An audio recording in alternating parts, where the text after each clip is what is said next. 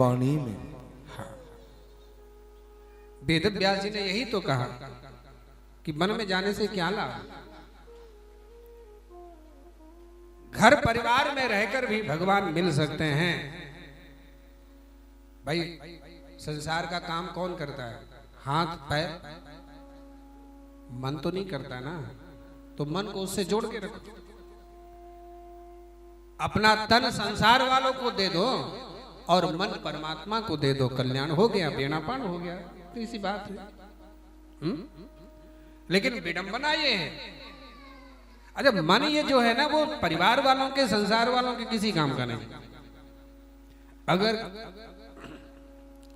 कोई आपके मित्र हैं, गरीब हैं, पैसे का अभाव, मदद मांगने आए, कहा बहन, कोई सहेली आपकी बहन, बेटी का विवाह होने वाला है, पैसा नहीं है घर में, कुछ मदद हो जाएगी।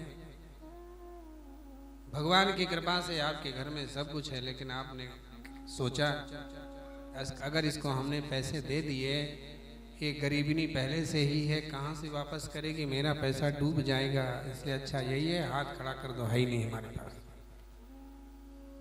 बहन क्या बताऊं, इस समय हमारी भी बड़ी तंगी चल रही है, मुट्ठी टाइट है, पैसा नहीं है।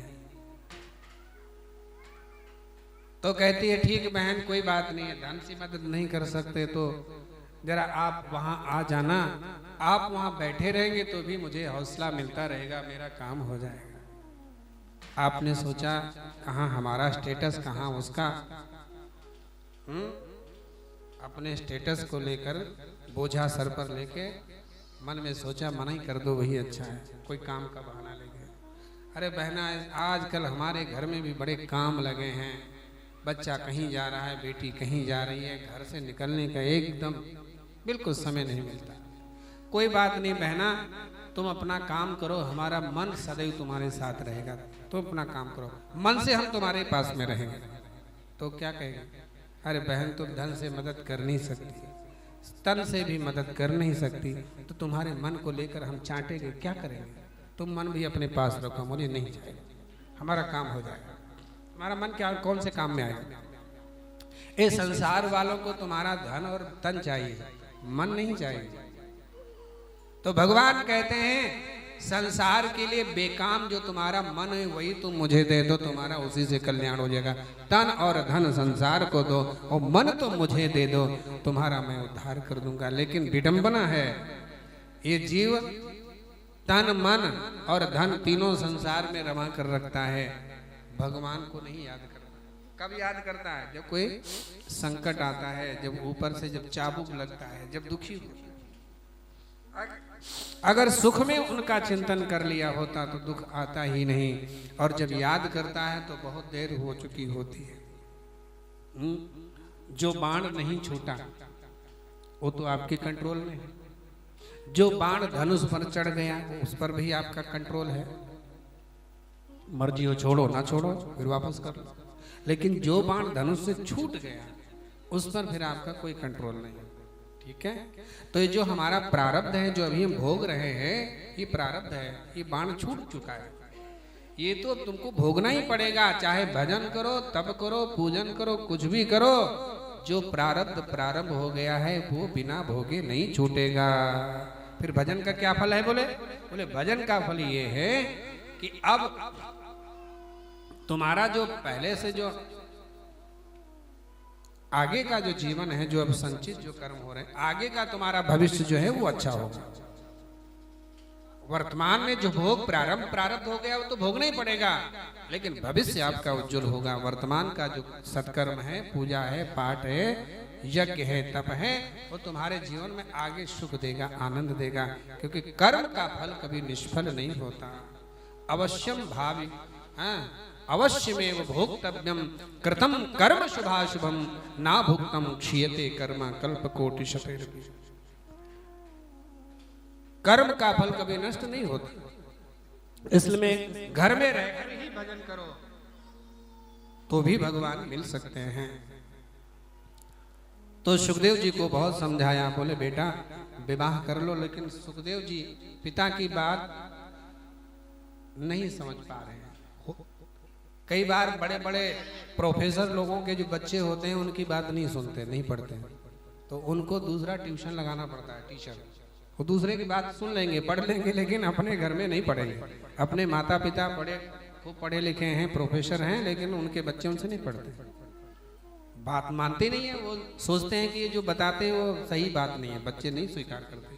लेकिन वही बात अगर कोई दूसरा बता देता है, बैठा लेते दिमाग।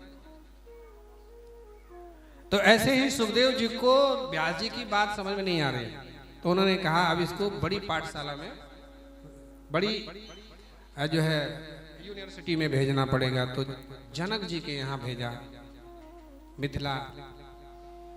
जनक जी उस समय प्रकांड बहुत बड़े ज्ञानी थे जनक जी महाराज, जिनकी पुत्री जानकी परम ज्ञानी, उनके यहाँ भेजा। कई महीनों के बाद जनक जी के यहाँ पहुंचे हैं सुखदेव जी, और द्वार पर खड़े हैं। 3 दिन द्वार दरवाजे पर हो गए खड़े खड़े, तब अंदर जाने की अनुमति मिली। जनक जी के पास जनक जी ने परीक्षा भी ली कि इनको हमारे अंतःपुर में जो स्त्रियां उनके बीच में रखो थोड़े दिन। तो पहले राजा महाराजाओं के यहाँ अलग से कुछ स्त्रियां रहती थी ना, गाने बजाने वाली, उनके बीच में रख दिया और उनसे कह दिया कि इनकी परीक्षा लेना, देखो इनके मन में कहीं कोई विकार तो नहीं। उन स्त्रियों ने खूब श्रृंगार के द्वारा इनके मन को बहलाने की, विचलित करने की कोशिश की, लेकिन सुखदेव जी बस नेत्र बंद करके 4 दिन 5 दिन तक यूं ही बैठे रहे, कोई फर्क नहीं पड़ा। जनक जी ने पूछवाया क्या स्थिति है? स्त्रियों ने कहा महाराज वो परम ज्ञानी हैं, उन पर हमारा कोई असर नहीं हो रहा है, हाव भाव के द्वारा बहुत विचलित करने की कोशिश की, कोई फर्क नहीं पड़ा। चंदन विष व्यापे नहीं, चाहे लिपटे रहत भुजंग। चंदन में जो है विष नहीं व्यापता। तो जो प्योर, जो निखालिस साधक है, जिसका चित्त गोविंद से रम गया है,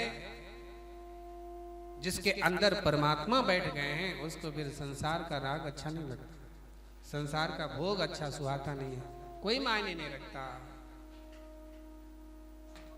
तब जनक जी के सामने फिर सुखदेव जी को प्रस्तुत किया गया। जनक जी ने उनको सुखदेव जी प्रश्न करते गए, जनक जी उत्तर देते गए। सुखदेव जी ने कहा कि मेरे पिताजी विवाह करना चाहते हैं, हमारा जबरदस्ती हम करना नहीं चाहते हैं, क्योंकि गृहस्थाश्रम बंधन का कारण है। जनक जी ने कहा गलत, बंधन का कारण तुम्हारा मन है, बंधन और मोक्ष का कारण मन है। मन ने जिसको अपना मान लिया तो बंधन, मन ने जिसको कह दिया हमारा नहीं है तो मोक्ष। मन एव मनुष्याणाम कारणम बंध मोक्षयोः। मैं और मेरा, शरीर को मान लिया मैं, और शरीर से संबंध रखने वाले लोगों को मान लिया मेरा। शरीर से संबंध घर का, दुकान का, पत्नी का, पुत्र का, परिवार का। तो शरीर को मान लिया मैं, और शरीर से संबंध रखने वालों को मान लिया मेरा। बस यही सब दुख और बंधन का कारण। अब जिसको आप मेरा कहते हो, अगर उसको कष्ट होगा तो आपको कष्ट होगा ही। अच्छा, पड़ोसी को अपना नहीं मानते हो, पड़ोसी के घर में कोई परलोक सिधार गया तो कोई फर्क नहीं पड़ता, सब खूब खाते पीते हंसते मुस्कुराते, कोई फर्क नहीं पड़ता।